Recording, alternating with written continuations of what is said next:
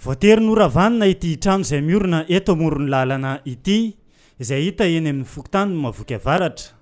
Misy ny taratasy navoaka ny prefet ny Mahajanga sy avy amin'ny fiadidina ny tanàna ny Mahajanga nanome lalana ny andravana azy noho n'izy misakana ny lalana ka tsy tafiditra any amin'ny toerana misy azy ireo olona izay mipetraka any ambadika. Noho ny fisian'le ordre de mission zany avy tany amin'ny monsieur le maire dia tonga eto izay police municipale sy ny zika nanatanteraka an'le asa amin'ny fanodanana ny lakoro izay manaka-ndalana le olona ao aoriana. Izay zany nahatongavana eto tanteraka soamantsara ny asa nataonay. Navoray taratasy filazana fandravana azy io ihany koa ny sefo fokontany ny Mahavoky Avaratra tahaka izao fanazavana manaraka izao. Maro dia maro fa nisy fanazavana lakoro miaraka trano satria temidina manko izy ity dia sarotra mitresy fokontany izy hery fotsiny. Izay ny antsoinareo zany fa gazety mba hoe nisy maro ny zavatra zany.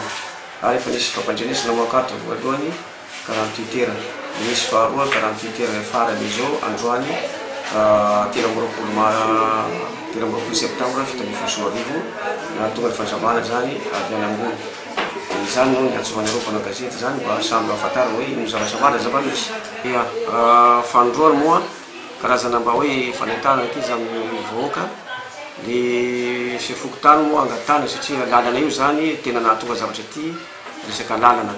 Engavina zany sy ny fangatana sefokotany raha mba misy lalana karaha ireny zany mba samy mamaha anilanila ny victime aloha eo. Zany no fangatana sefokotany mba misy mba moramora zavatra tsisy zavatra ohatrany mba tokony fandalaka fandefitra le samy anilanila.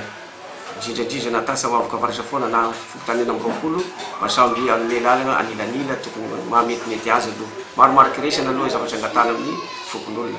Miantso ny rehetra eny anivon'ny fokontany Mahavoky Avaratra ny sefo-fokontany mba hifandamina eo amin'ny fanomezan-dalana ny olona izay miara-monina eny aminy.